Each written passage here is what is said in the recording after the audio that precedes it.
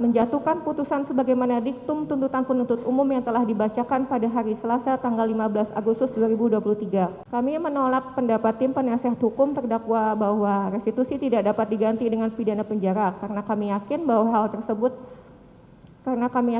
tersebut tidak sesuai dengan ketentuan hukum pidana Indonesia.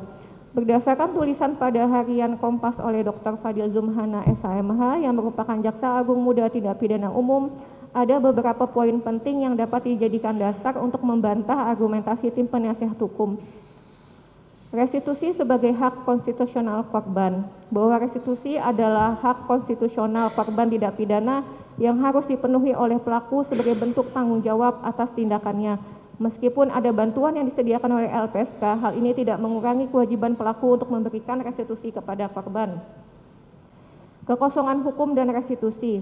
Saat ini meskipun ada ketentuan mengenai bantuan dari LPSK, tetap ada kekosongan hukum terkait dengan pelaksanaan restitusi, terutama ketika pelaku menolak atau tidak mampu membayar. Ini mengakibatkan ketidakadilan bagi korban yang seharusnya mendapat ganti kerugian yang merupakan hak konstitusionalnya. Konsep pidana penjara pengganti restitusi. Konsep ini telah dicontohkan dalam beberapa peraturan seperti Perma nomor 1 tahun 2022 dan beberapa undang-undang. Namun penerapannya terbatas pada beberapa tindak pidana tertentu seperti tindak pidana perdagangan orang, tindak pidana terorisme, dan tindak pidana kekerasan seksual. Konsep ini bertujuan untuk memastikan bahwa korban mendapatkan keadilan, bahkan jika pelaku tidak mampu membayar restitusi. Peran jaksa dalam mengisi kekosongan hukum. Dalam menghadapi kekosongan hukum ini, peran jaksa sangat penting. Jaksa memiliki tanggung jawab untuk memastikan bahwa korban mendapatkan keadilan, bahkan di tengah ketidakpastian hukum. Mereka diharapkan untuk memadukan interpretasi hukum dengan nilai-nilai kemanusiaan dan keadilan. Penegakan hukum berbingkai hati nurani. Jaksa diharapkan untuk tidak hanya berfokus pada hukum positif, tetapi juga mempertimbangkan aspek moral dan etika. Ini mencerminkan visi Profesor Sianutar Burhanuddin, Jaksa Agung Republik Indonesia, yang mendorong pendekatan penegakan hukum yang berbingkai hati nurani. Dengan mempertimbangkan poin-poin di atas, dapat disimpulkan bahwa 1.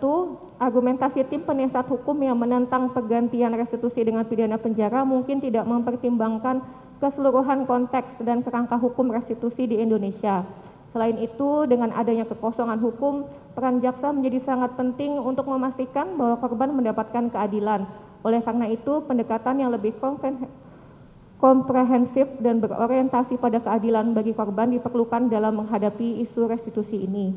Kedua, argumentasi tim penasihat hukum yang hanya mengacu pada pasal 1 ayat 1 KUHP mungkin terlalu sempit dan formalistik. Meskipun hukum positif memang penting, namun hukum yang mengedepankan tujuan keadilan sebagai nilai positif tertinggi tidak bisa terbelenggu oleh interpretasi yang ketat dan kaku. Sebagai negara hukum, Indonesia harus memastikan bahwa keadilan bagi korban menjadi prioritas utama, bahkan jika itu berarti harus melampaui batasan hukum formal untuk mencapai keadilan substantif. Dapat disimpulkan bahwa meskipun ada ketentuan mengenai bantuan dari LPSK, hal ini tidak menghapus kewajiban pelaku untuk memberikan restitusi kepada korban. Restitusi memiliki dimensi yang berbeda dengan bantuan, dan keduanya harus dilihat sebagai dua hal yang berbeda.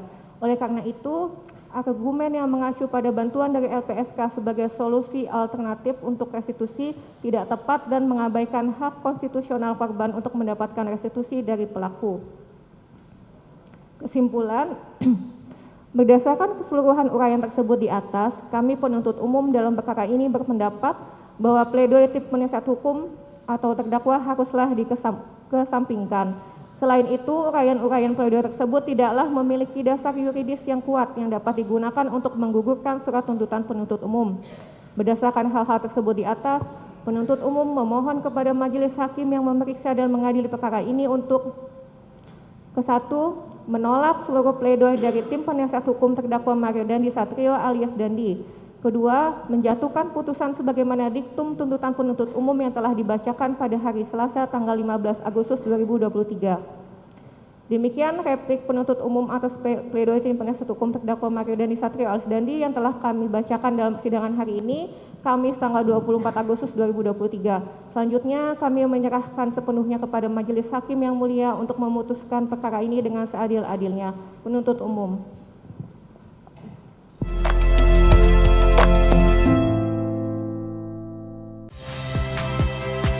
Saya Valentina Sitorus.